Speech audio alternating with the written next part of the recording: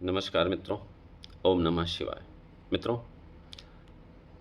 होता क्या है कि हर व्यक्ति ये जानना चाहता है कि उसके जीवन में अच्छा समय कब आएगा, उसके जीवन की दशाएं कब अच्छी तरह से काम करेंगी, उसके जीवन में कब वो समय आएगा जब वो जो है उचित धन और मान सम्मान पद प्रतिष्ठा की प्राप्ति करेगा। कई सारे सवाल होते हैं, हर व्यक्ति अपने अच्छे समय के बारे में पूछते हैं। तो आज हम उन्हीं बातों पर डिस्कस करेंगे कि व्यक्ति की दशाएं कब अच्छी होती हैं, व्यक्ति के लिए प्रगतिकारी दशाएं कब होती हैं और जीवन में कब उनका जो है विकास करती हैं। कुछ महत्वपूर्ण दशाएं होती हैं जिनमें व्यक्ति मान सम्मान पद प्रतिष्ठा धन संपत्ति अर्जित करता है, संबंधों को अर्जित करता है।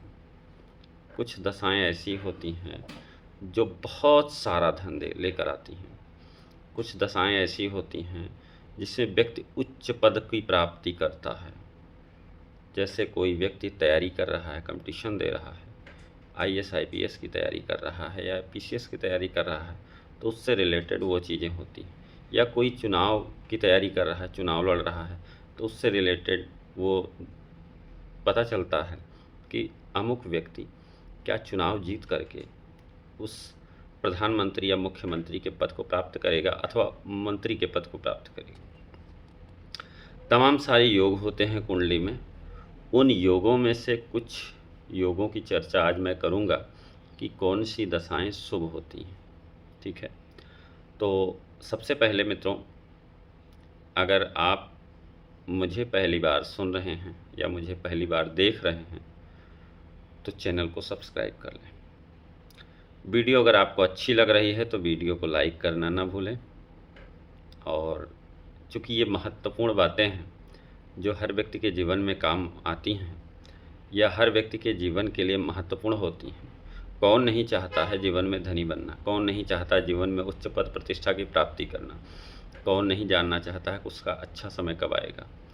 तो यदि आप भी जानना चाहते हैं तो आप इस चैनल को सब्सक्राइब कर लें और अपने जानने वालों तक शेयर कर दें। ठीक है, कि आपके जीवन में कब अच्छा समय आता है। लग्न कोई भी हो, जब नवमेश की महादशा चल रही हो, नवमेश मतलब भाग्येश, नवम स्थान यानी कि भाग्य का स्थान, जब भाग्येश की दशा में भाग्येश की अंतर्दशा चल रही हो तो यह व्यक्ति के भाग्योदय के लिए शुभ फल देता है। यह समय भाग्योदय के लिए उत्तरदायी होता है और भाग्योदय के कारण ही व्यक्ति को अच्छे फलों की प्राप्ति होती है। दूसरा सूत्र क्या है?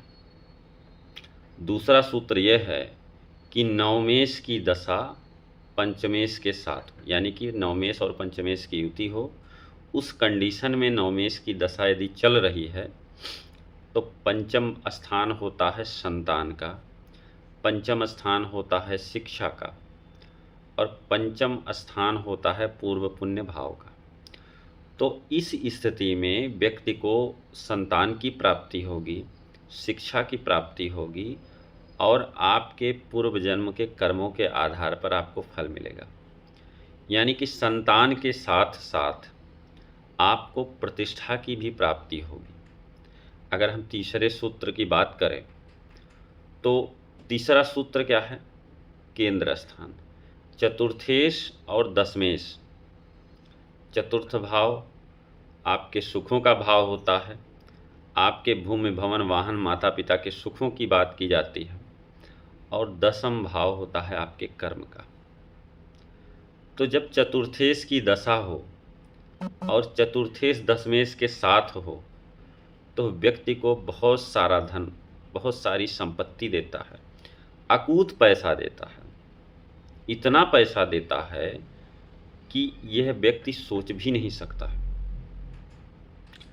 चतुर्थेश या दशमेश से युत हो या दृष्ट हो, उस समय चतुर्थेश की दशा हो तो व्यक्ति को बहुत सारा धन संपत्ति में वृद्धि होती है, बहुत सारा पैसा व्यक्ति कमाता है। पैसे के साथ साथ व्यक्ति चल अचल संपत्ति भी अर्जित करता है। क्योंकि जो चतुर्थ भाव होता है वो भूमि का होता है, भवन का होता है और वाहन का होता है। और कर्म के आधार पर व्यक्ति अपने लाभ की प्राप्ति करता है और लाभ के द्वारा ही व्यक्ति जो है इन तमाम चीज़ों की प्राप्ति करता है। पांचवा सूत्र क्या है? लग्नेश की दशा हो, लग्न आपका मजबूत है यदि, तो आप कुछ भी कर सकते हैं। और पंचमेश व नवमेश के साथ हो, लग्नेश की दशा में पंचमेश व नवमेश आपकी कुंडली में एक साथ बैठे हों तो व्यक्ति को धन और प्रतिष्ठा की प्राप्ति होती है। दशमेश यदि नवम में हो, यानी कि दशम स्थान यानी कि कर्म के स्थान के स्वामी यदि नवम स्थान में हों तो ऐसे लोगों की को भाग्य का साथ मिलता है और भाग्य के द्वारा ही उनके कर्मों की प्राप्ति होती है, कर्मों के द्वारा उनके जीवन में शुभता आती है। अगला जो सूत्र है, सातवां सूत्र है कि यदि चतुर्थेश दशम में और दशमेश चतुर्थ में हो तो उन दोनों की दशाएं बहुत ही शुभ फलदायक होती हैं, क्योंकि यहाँ तो परिवर्तन राजयोग बन जा रहा है चतुर्थेश और दशमेश का। पंचमेश और नवमेश, अगला जो सूत्र है, पंचमेश और नवमेश तथा चतुर्थेश और दशमेश के साथ युति हो, मतलब ये चारों ग्रह एक साथ बैठे हों और एक साथ बैठ करके इन चारों ग्रहों में से किसी का भी महादशा चल रही हो तो व्यक्ति के लिए बहुत अच्छा होता है। यहाँ तक कि इन चारों ग्रहों की दशाओं के साथ जो कुछ अशुभ फलदायी ग्रह होते हैं वे भी अपना फल शुभता में कर देते हैं। पंचमेश व दशमेश यदि चतुर्थ भाव में हो तो उनकी दशाएं बहुत ही शुभ होती हैं, क्योंकि पंचम स्थान लक्ष्मी का स्थान है, दशम स्थान विष्णु का स्थान है और चतुर्थ स्थान भी विष्णु का स्थान है, रक्षक का स्थान है। कोई भी ग्रह, अगला सूत्र है, कोई भी ग्रह पंचमेश या दशमेश से युत हो अथवा दृष्ट हो तो व्यक्ति के जीवन में कभी किसी चीज़ की कमी नहीं रहती है, शुभता ही आती है, शुभता ही आती है। तो कुल मिला के आपने देखा कि यदि इन ग्रहों की युति या दृष्टि संबंध हो या इस तरह के योग यदि आपकी कुंडली में है तो आप भी महाधनी बनने वाले हैं। आपकी भी ये दशाएं यदि चलेंगी तो आपके जीवन में भी अच्छा समय आएगा। तो आज के लिए इतना ही मित्रों। वीडियो यदि आपको अच्छी लगी हो तो इसे लाइक करना ना भूलें और ज़्यादा से ज़्यादा लोगों तक शेयर करें, जिससे जिन लोगों की कुंडली में इस तरह के योग हैं उनका लाभ हो सके। ठीक है। ओम नमः शिवाय।